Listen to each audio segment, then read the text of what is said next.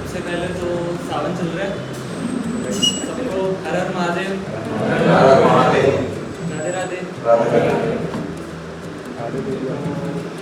मेरा नाम कृष्णा कालानी है और मैंने एसएससी स्टेनोग्राफर 2024 में ग्रेड सी लिया है और इसमें मेरी AIR ऑल इंडिया रैंक 92 बनी है।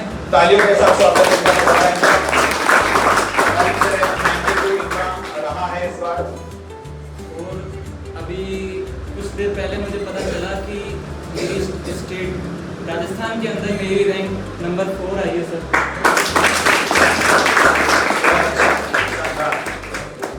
थैंकफुल हूँ सर सबका, चाहे ऊपर वाला हो ईश्वर का, चाहे मेरे पेरेंट्स हो, चाहे टीचर्स हो आलोक सर, चाहे मेरे फ्रेंड्स हो, सबका थैंकफुल हूँ जिन्होंने इतना मुझ पर विश्वास दिखाया, इतना प्यार दिया, इतनी हर चीज़ में काम आए, चाहे वो कुछ भी हो, पढ़ाई लिखाई का हो या मौज मस्ती का हो या सपोर्ट करने का हो, चाहे फाइनेंशली चाहे मॉरली, सबने अच्छे से सपोर्ट किया है। और बस कृपा है ईश्वर की। अभी 3 महीने पहले ही MTS में भी हुआ है मेरा सिलेक्शन और इसमें इनकम टैक्स डिपार्टमेंट अहमदाबाद के अंदर हुआ है वो, और अभी ये आ गया तो 3 महीने में सर 2 सिलेक्शन। यस, आप ये नहीं आपकी मेहनत थी, ये इनका ड्रीम जॉब था, ये बहुत टाइम से इसका पीछा कर रहे थे और इस बार इन्होंने ग्रैब कर लिया इसको। एक बार तालियां। सर मेरी जर्नी स्टार्ट हुई थी 10th क्लास के बाद से। जब मैंने 10th क्लियर करी थी तो बाद में जो वेकेशंस आते हैं उसमें मेरे पापा ने मुझे, मतलब किसी ने सजेस्ट करा मेरे पापा को कि वो कोई कोर्ट में ही सर एडवोकेट वगैरह थे तो वहाँ पे भी स्टेनोग्राफर जैसे होता है, तो उन्होंने कहा कि आप अपने बेटे को स्टेनो करा दीजिए, इसमें मतलब काफ़ी स्कोप है। उस टाइम मतलब सर इतनी वैकेंसीज नहीं होती थी, खाली रहती थी। तो पापा को पता नहीं क्या वो बात इतनी पापा ने कैच कर ली और मुझे लगाया वहीं पे सर हनुमानगढ़ से मैंने सीखी स्टेनो। वहाँ से मेरी जर्नी शुरू हुई, धीरे धीरे मैं करता गया 7 साल हो गए मुझे स्टेनो करते हुए। उसके बाद मैं जयपुर आना हुआ मेरा 2023 में मैं जयपुर आया, तब मैं आलोक सर से मिला जो कि मेरा टर्निंग पॉइंट था लाइफ का। मतलब इतना 1 साल मुझे हो गया था आए को, बट कोई भी किसी से इतनी बोलचाल नहीं थी, किसी से इतनी दोस्ती थी नहीं।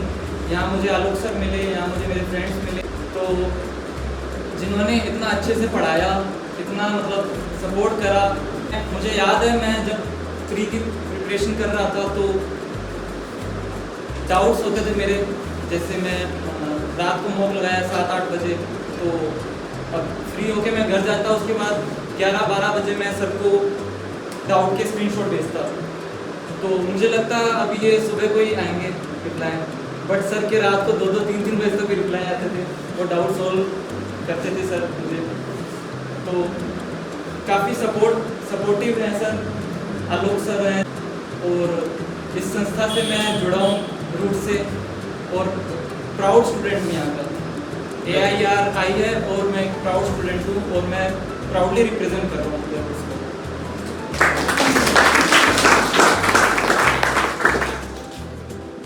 प्री दिया मैंने, प्री में मैं आपके साथ मैं स्कोर शेयर करना चाहता हूँ।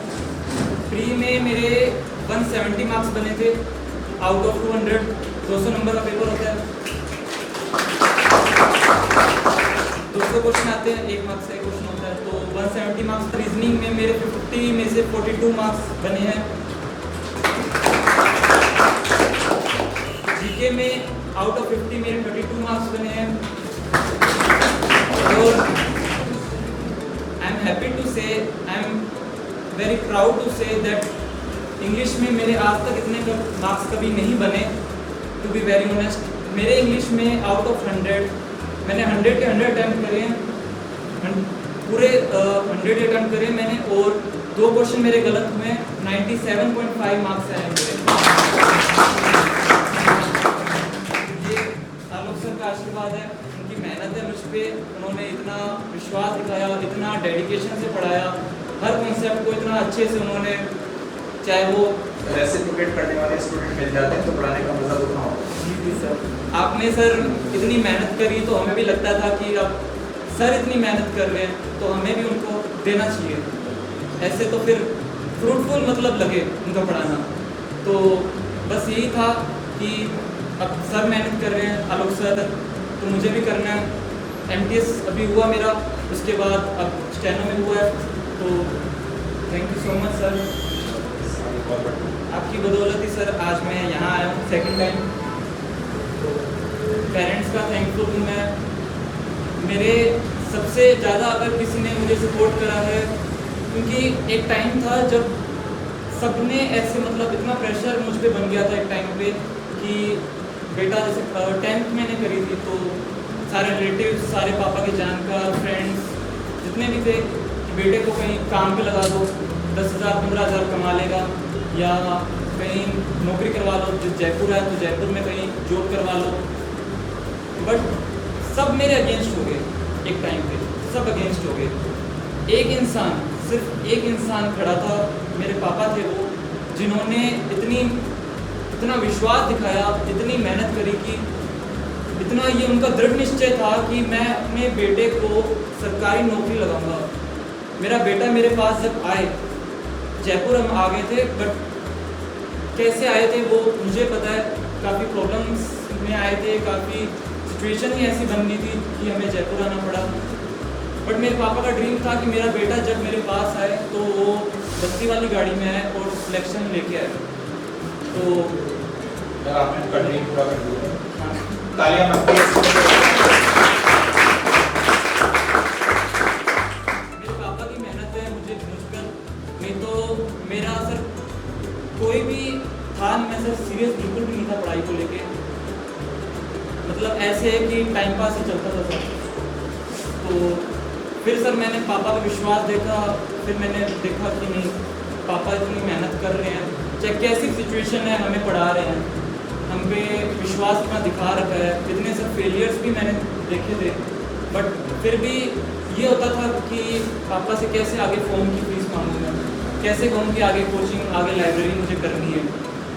10th 12th में आपका जो लेवल था वो क्या एक्स्ट्राऑर्डिनरी था या सर 10th में मेरे 69% बने थे, जो कि सर बिल्कुल भी अच्छे नहीं होते। 69 तो सर 69 में भी एक बढ़वा दी थी मैंने, कुछ था, पास हो गया। तो 11th में और ईयर कौन सा था? सर 10th में मैंने 2018 में करी, कोविड नहीं आया। कोविड में आया था। जेन्युइन मार्क्स है। तो 10th करी मैंने सर 69 थे। उसके बाद 11th आई, 11th में सर और स्कोर गिर गया, 52 55 कुछ स्कोर बना। तो मैं कहा ये तो नाव डूब ही रही है। तो फिर 12th sir math science weak subject था, तो 12th में 86% बन गए थे। अब वो कोविड के कारण बने या कुछ भी, 12th में मार्क्स बन गए अच्छे। फिर ग्रेजुएशन फर्स्ट ईयर कॉलेज वहीं से करा था मैंने। वहाँ फर्स्ट ईयर में भी कोविड था, 80% बन गए, कोई विश्वास नहीं था सर। 3 साल में बहुत कुछ देखे गया। फर्स्ट ईयर में 80% बन गए, सेकेंड ईयर में 50%, थर्ड ईयर में भी सर इसके आसपास थे।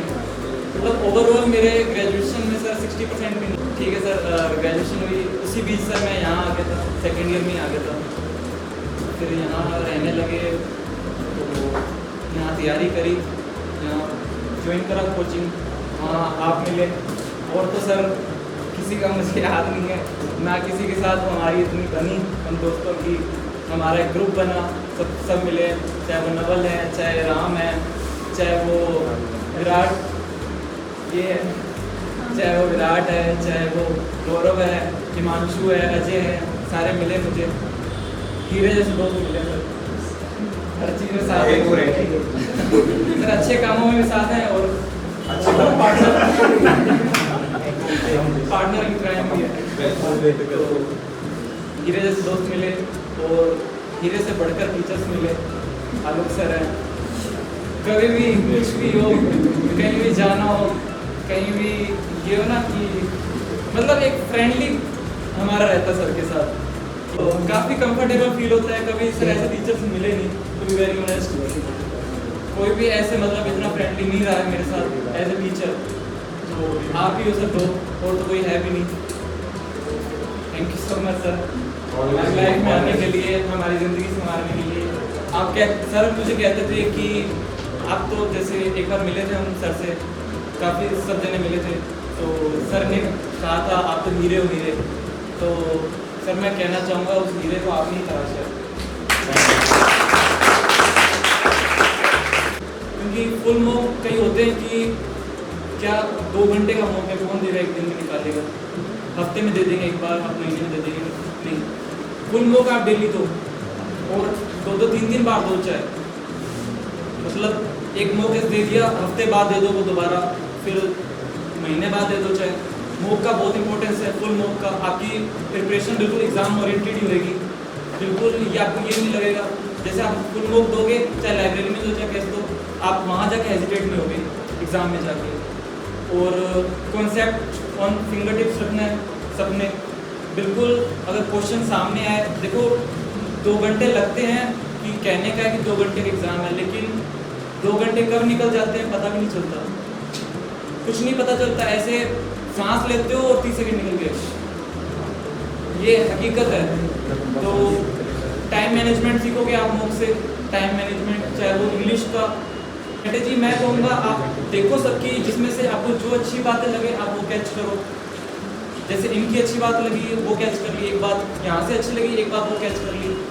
लेकिन ये नहीं है कि जो जो वो बता रहे हैं आप उसी मार्ग पे चल पड़ो, आप अपने अकॉर्डिंग स्ट्रेटेजी बनाओ। आपको कोई रास्ता दिखा सकता है, जैसे कृष्ण जी ने अर्जुन जी को दिखाया था।